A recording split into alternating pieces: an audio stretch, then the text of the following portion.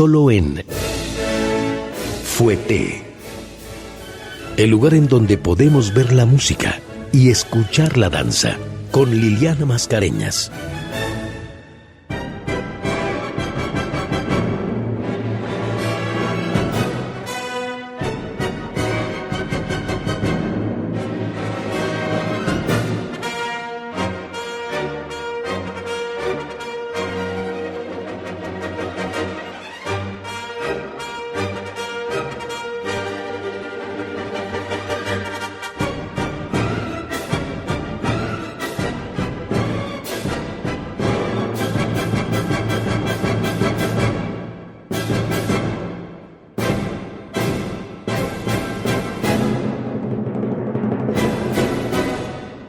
Hola, ¿qué tal? Muy buenas noches, ¿cómo están? Soy Liliana Mascareñas, le doy la bienvenida a Fouetté, este espacio de Opus 94, en donde cada semana podemos ver la música y escuchar la danza. Hoy pues les voy a presentar una obra que es imprescindible en el repertorio y en la historia de la danza. Es sin duda un ballet que consolidó pues toda la sabiduría, la creatividad y el trabajo más puro de Marius Petipa. Pues es un ballet sin el cual la historia de la danza, tanto en Rusia como en el mundo entero, pues no hubiera sido la misma. Y se trata, pues nada más y nada menos que de La Bella Durmiente, que es un ballet que ya hemos escuchado aquí en Fouetté, pero hoy les quiero presentar parte de la extensa música que compone este ballet, pero hoy me voy a abocar un poco a fragmentos que no son como los tradicionales del Adagio de la Rosa o el gran pas de deux del tercer acto de las bodas de Aurora y el príncipe decide. Todos sabemos la predilección que Tchaikovsky tenía por el ballet, e incluso cuando estrenó su cuarta sinfonía, hubo muchas críticas porque se consideró que la partitura abundaba en música de ballet. En ese entonces, Tchaikovsky comentó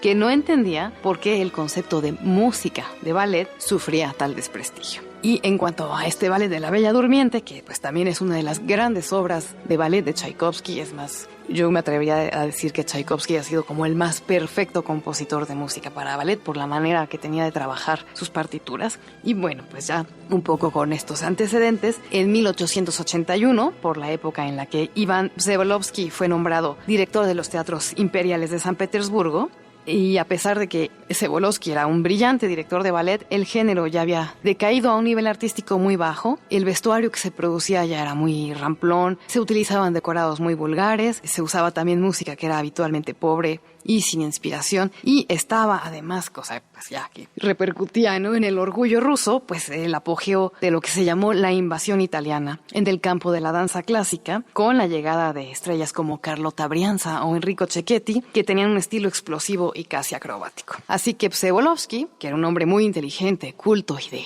muy amplia visión, estaba decidido a elevar el nivel artístico del ballet por encima de todo, y para ello fue que en 1886 se puso en contacto con Tchaikovsky, sugiriéndole un ballet sobre el argumento de Ondina. Pero aunque el propio compositor sentía una particular predilección por este tema, sobre el cual por cierto intentó componer una ópera en 1869, pues de nuevo la inspiración le falló y el proyecto pues ya nunca llegó a cuajar. 2 años más tarde, en mayo de 1888, Przewalowski, imperturbable, volvió a proponerle otro tema, el de La Bella Durmiente del Bosque, con la promesa de escribirle personalmente un boceto basado en el famoso cuento de Charles Perrault. El proyecto consistía en escribir un ballet al estilo de la época de Luis XIV, con melodías inspiradas en los modelos aportados por Lully, por Bach, por Rameau y otros compositores del barroco. El inevitable divertimento del último acto consistía en una serie de danzas bailadas por otros personajes de cuentos de Perrault, y así tenemos pues en esta gran escena de la boda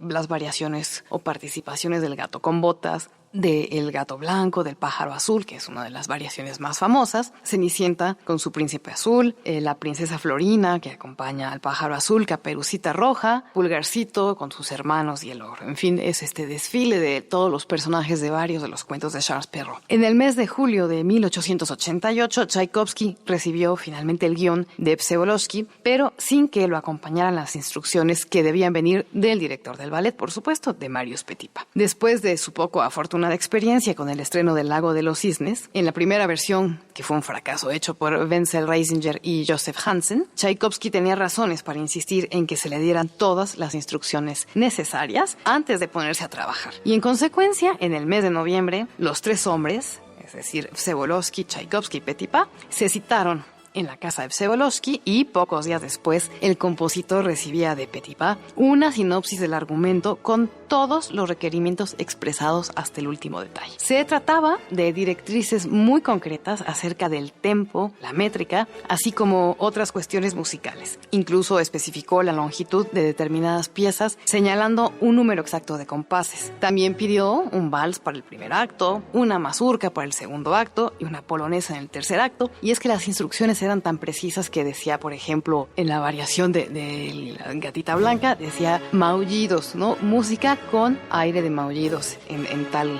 compás. Dio también instrucciones de cómo quería que sonaran las cualidades de las hadas, ¿no? De los regalos que le daban a Aurora. Entonces cada hada tenía una cualidad musical. Y bueno, pues todas estas indicaciones estimularon la imaginación de Tchaikovsky, que en lugar de obstaculizar su labor, pudo así comenzar a trabajar sin perder más tiempo. Afortunadamente no tardó en descubrir que el tema era muy poético y de su gusto, y según su hermano Modesto, desde la ópera Eugène Onegin no había trabajado con tanta inspiración en ninguna de sus obras. Los 4 primeros cuadros fueron terminados en el curso de otras tantas semanas, y aunque hubo momentos de depresión para el autor, un hecho bastante frecuente en su vida creativa, e incluso la orquestación pareció darle algún trabajo, consiguió terminar la partitura, según hace constar su hermano, hacia finales de agosto de 1889. Przewalski se había propuesto desde un inicio asombrar al público con una representación fastuosa que a las excelencias de la partitura original uniera la elegancia de unos decorados y un vestuario fuera de serie que él mismo pensaba diseñar. Y es que él quería como recrear toda esta opulencia de la corte de Luis XIV, que para él era muy importante, puesto que era como la cuna de la danza clásica, y él quería hacer como un enorme homenaje a nivel escénico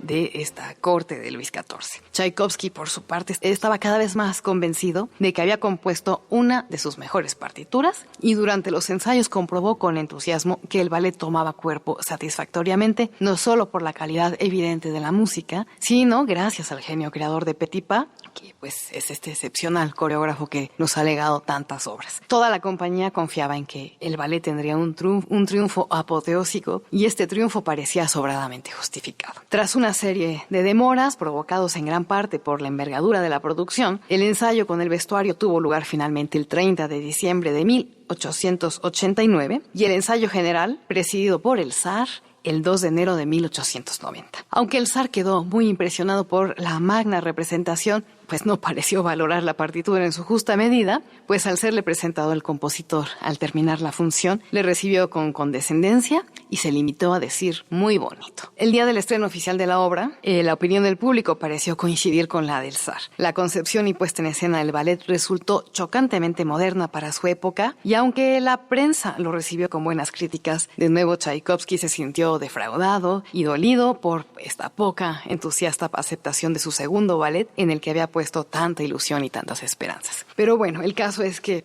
con el gusto del público o no, con los aplausos del zar o no a la creación de Tchaikovsky, esta Bella Durmiente vio la luz el 15 de enero de 1890 en el Teatro Mariinsky, en San Petersburgo, con Carlota Brianza como Aurora, Pavel Gert como el príncipe Desiree, María Petipa, la hija de Marius Petipa, como el hada de las lilas, que por cierto, en esa época el papel del hada de las lilas se bailaba con zapatos de carácter. Estaba también el gran maestro Enrico Cecchetti como la malvada hada Carabosse, porque en la versión de Petipa, hada malvada Carabosse es bailada por un hombre, y así se ha seguido haciendo pues, en la mayoría de las versiones que tenemos actualmente. Cecchetti también hacía la variación del pájaro azul, que es una de las variaciones más difíciles y más precisas del tercer acto. El padre de la famosísima Matilde Szczecinskaya, Félix Szczecinski, hacía el papel del rey Florestan. El ballet de la Bella Durmiente se inicia de forma espléndida con el tema que más adelante se asociará a la hada Carabosse, que es lo que escuchábamos al inicio del programa,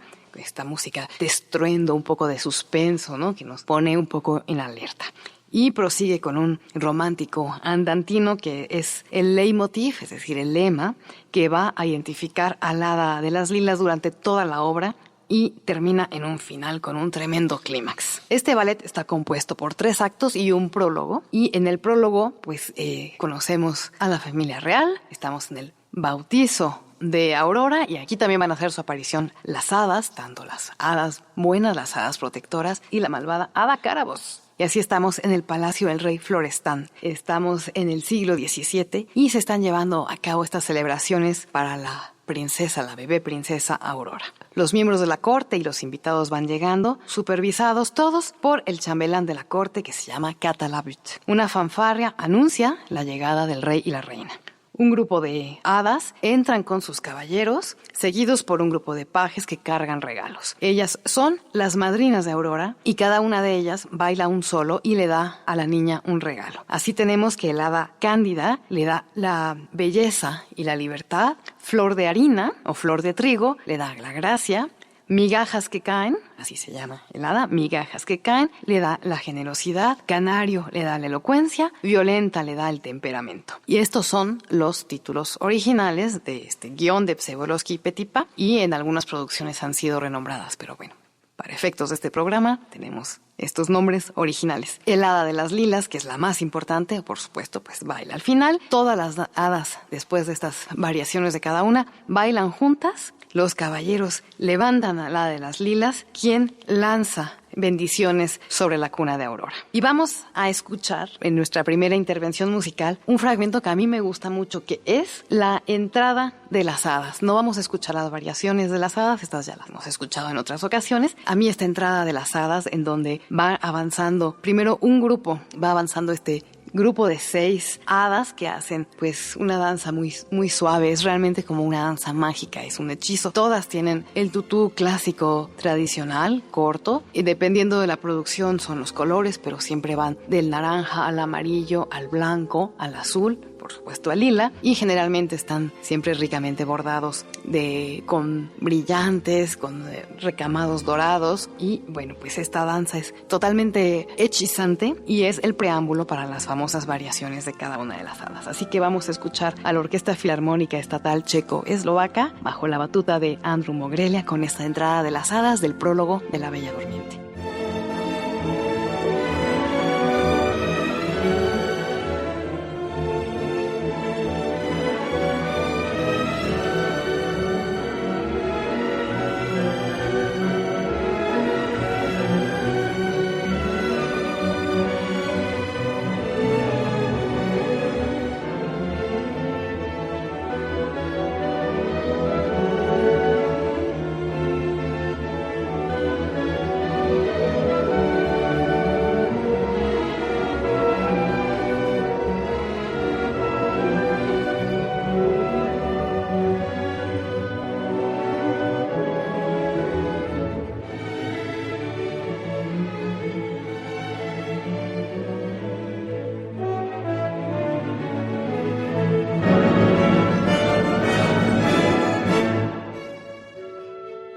Fouetté.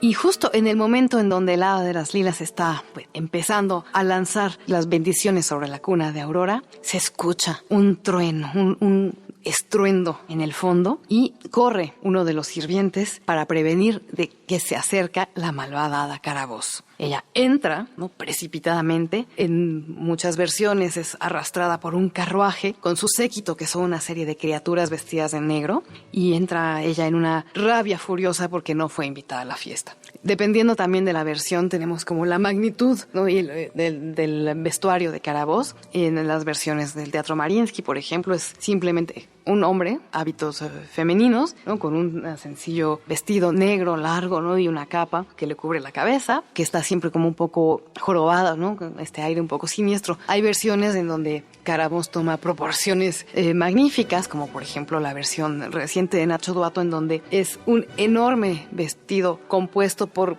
una serie de jirones de tela negra brillante que hacen una falda amplísima, y luego tiene como una especie de leotardo negro sin tirantes, y toda la parte superior es una gasa negra muy transparente adornada con brillantes, y tiene también un enorme chongo adornado con plumas. Entonces, bueno, dependiendo de la versión es como esta presencia de Caraboz, pero generalmente es interpretada por un hombre para darle como el contraste hasta el nivel de movimientos con las hadas protectoras. Y bueno, pues entra en esta rabia con su séquito, y pues hay una escena de mucha mímica en donde el rey y Catalabut checan la lista y se dan cuenta que de hecho pues no fue invitada a la fiesta. Así que el jefe como de las escoltas del rey reprende seriamente a Catalabut, incluso lo amenazan como con mandarlo al calabozo, pero pues finalmente no hay nada que hacer, ¿no? El